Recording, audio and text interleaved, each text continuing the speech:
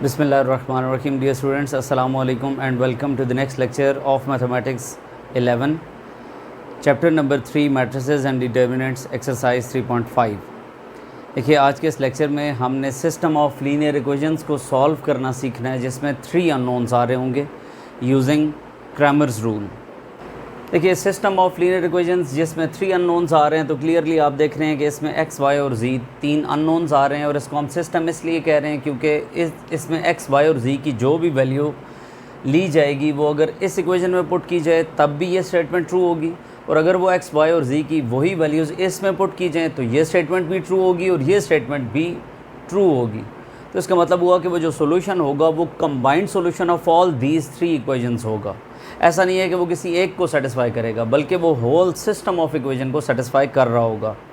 हमने इस system of linear equations को सॉल्व करना सीखना है बाय यूजिंग क्रैमर्स रूल पहले पार्ट में, फिर उसके बाद मैट्रिक्स इन्वर्जन मेथड के थ्रू सिस्टम को सॉल्व करना सीखना है, फिर एशेलन और रिड्यूस एशेलन फॉर्म्स के ज़रिए से सिस्टम्स को सॉल्व करना सीखना है, और इसके बाद हमने होमोजीनियस और नॉन होमोजीनियस सिस्टम्स को लेकर उनकी डिस्कशन करने के बाद इसी तरह से स्टेप बाय स्टेप इस एक्सरसाइज को कंप्लीट करने की कोशिश करेंगे।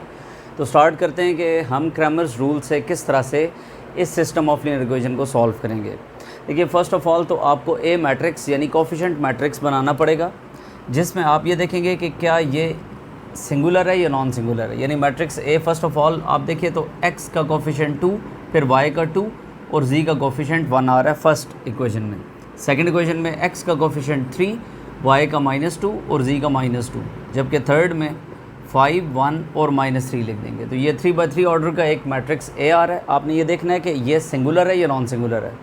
अगर ये मैट्रिक्स ए नॉन सिंगुलर होगा तो इस सिस्टम का सोल्यूशन एग्जिस्ट करेगा, अदरवाइज़ एग्जिस्ट नहीं करेगा। तो अब आप देखिए तो ए का डिटर्मिनेंट हम कैलकुलेट करेंगे, और डिटर्मिनेंट ऑफ 3/3 ऑर्डर मैट्रिक्स आप क्लियरली लेना जानते हैं। 2 इंटू आप देखिए इसके रो और कॉलम को डिलीट कर देंगे, इनको मल्टीप्लाई करेंगे 6 आएगा, माइनस इन दोनों को मल्टीप्लाई करेंगे तो -2 आने पर +2 हो जाएगा। -2 इंटू इस और इसको आप डिलीट करेंगे, इसको इससे मल्टीप्लाई करेंगे -9 माइनस ये से मल्टीप्लाई होने पर 10 हो जाएगा। +1 इंटू इसके रो और कॉलम को आप डिलीट करेंगे, इन एंट्रीज़ को मल्टीप्लाई करेंगे 3 इंटू 1 3 माइनस इन एंट्रीज़ को मल्टीप्लाई करेंगे तो -10 आ रहा होगा, वो +10 हो जाएगा। अब आप देखिए तो ये 16 आ रहा है, -2 इंटू ये 1 आ रहा है, +1 इंटू 13, तो ये आपके पास 16 - 2 + 13 आ रहा है जी।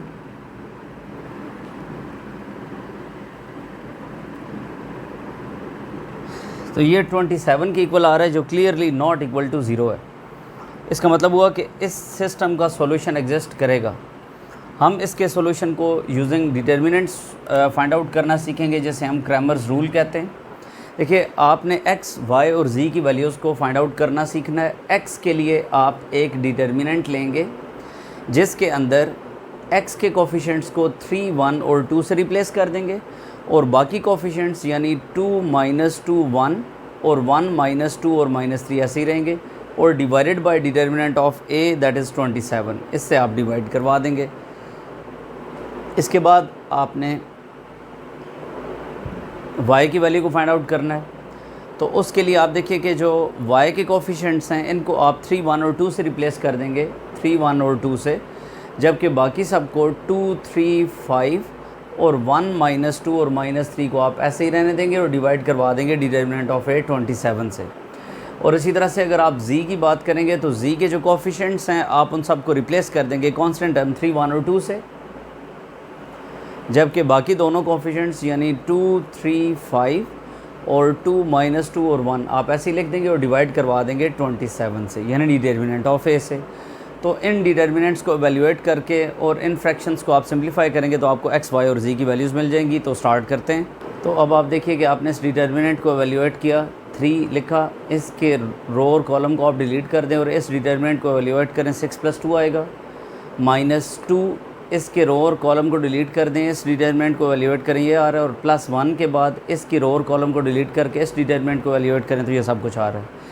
इस सब को आप सिंप्लीफाई करवा रहे हैं, 24 - 2 + 5 डिवाइडेड बाय 27, जिसका आंसर 1 के इक्वल आ रहा है सिंप्लीफाई करके। और सिमिलरली आपने y के लिए इस डिटर्मिनेंट को एवेल्यूएट किया, और वो जो मेथड आप लोगों ने डिटर्मिनेंट ऑफ 3/3 ऑर्डर मैट्रिक्स पढ़ा हुआ है वो आप डिटरमिनेंट की टेक्निक को यूज़ करते हुए इसका डिटरमिनेंट देखिए 0 आ रहा है और 0/27 की वैल्यू 0 आ रही है। और इसी तरह से आप z के लिए इस डिटरमिनेंट को एवेल्यूएट कर रहे हो तो आपके पास 27/27 यानी वैल्यू ऑफ z 1 के इक्वल आ रही है।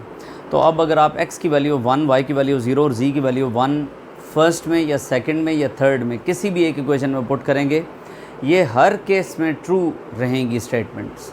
इट मीन्स कि आपने इस सारे सिस्टम का एक कंबाइंड सॉल्यूशन फाइंड आउट किया, जिसको हम कहेंगे कि we have solved system of linear equations.